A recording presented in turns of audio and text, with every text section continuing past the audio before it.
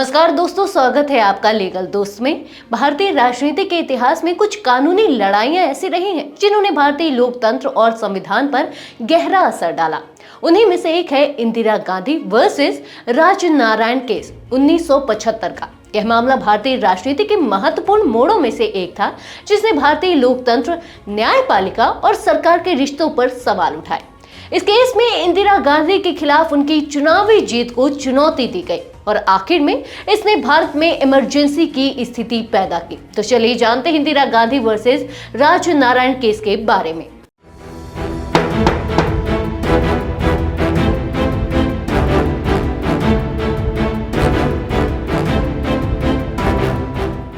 आपने इंदिरा गांधी का नाम तो सुना ही होगा, जो भारत की पहली महिला प्रधानमंत्री थी। इन्होंने 1966 से 1977 तक प्रधानमंत्री के रूप में देश की बागडोर संभाली, लेकिन 1975 में इंदिरा गांधी का नाम उस वक्त के एक बड़े विवाद से जुड़ा, जिसे राजनारायण केस या इंदिरा गांधी वर्सेस राजनारायण केस कहा जाता है। यह मामला शुरू हुआ था 1971 में, जब इंदिरा गांधी ने रायबरेली सीट से लोकसभा चुनाव लड़ा था। उनका मुकाबला था राजनारायण से, जो एक जाने माने समाजवादी नेता थे और कांग्रेस पार्टी से अलग हो चुके थे। राजनारायण ने गांधी के खिलाफ संयुक्त सोशलिस्ट पार्टी की ओर से पर्चा भरा।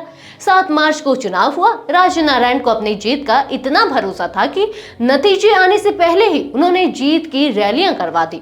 10 मार्च को चुनावी नतीजे आए। इंदिरा गांधी ने 1 लाख से भी ज्यादा वोटों से राजनारायण को हराया। चुनाव में मिली हार के बाद राजनारायण ने इंदिरा गांधी पर चुनाव में भ्रष्टाचार करने के आरोप लगाए और संवैधानिक तरीके से लड़ने का फैसला लिया।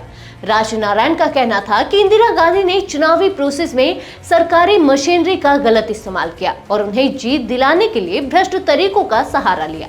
उन्होंने यह भी आरोप लगाया कि इंदिरा ने चुनावी खर्चों को गलत तरीके से घोषित किया था और बड़े पैमाने पर रिश्वत दी थी। राजनारायण ने यही आरोप लगाकर इलाहाबाद हाई कोर्ट में याचिका दायर की और इंदिरा गांधी के चुनाव को अवैध घोषित करने की मांग की।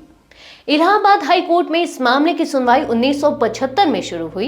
यह केस इस बात पर केंद्रित था कि क्या इंदिरा गांधी ने चुनावी नियमों का उल्लंघन किया था। राजनारायण का आरोप था कि इंदिरा गांधी ने चुनावी प्रचार के लिए सरकारी संसाधनों का गलत इस्तेमाल किया, जिससे उन्हें चुनाव में नुकसान हुआ। उन्होंने यह भी आरोप लगाया कि इंदिरा गांधी ने अपने चुनावी खर्चे गलत तरीके से घोषित किए और यह जानकारी छुपाई। कोर्ट ने इन आरोपों की जांच की और कई सरकारी अधिकारियों की गवाही भी सुनी। कोर्ट में यह बात साबित हुई कि इंदिरा गांधी ने सरकारी संसाधनों का चुनावी लाभ के लिए इस्तेमाल किया। हाई कोर्ट ने इसे representation of the people act के सेक्शन 123(7) का उल्लंघन माना। 12 जून 1975 के इलाहाबाद हाई कोर्ट के जस्टिस जगमोहन लाल सिंह ने इंदिरा गांधी का चुनाव निरस्त कर दिया और उन पर 6 साल का प्रतिबंध लगा दिया। इस फैसले ने न केवल इंदिरा गांधी के राजनीतिक करियर को खतरे में डाल दिया, बल्कि देश में असमंजस और अराजकता की स्थिति भी पैदा कर दी। इंदिरा गांधी ने इस फैसले के खिलाफ सुप्रीम कोर्ट में अपील की, लेकिन सुप्रीम कोर्ट से भी इंदिरा गांधी को कुछ राहत नहीं मिली। 24 जून 1975 को कोर्ट ने इस मामले में स्टे लगा दिया। कोर्ट ने इंदिरा को पीएम के पद पर रहने की मंजूरी दी, लेकिन संसद में मतदान करने से रोक दिया। इस फैसले के बाद अगले ही दिन यानी 25 जून 1975 को इंदिरा गांधी ने देश में इमरजेंसी लगा दी।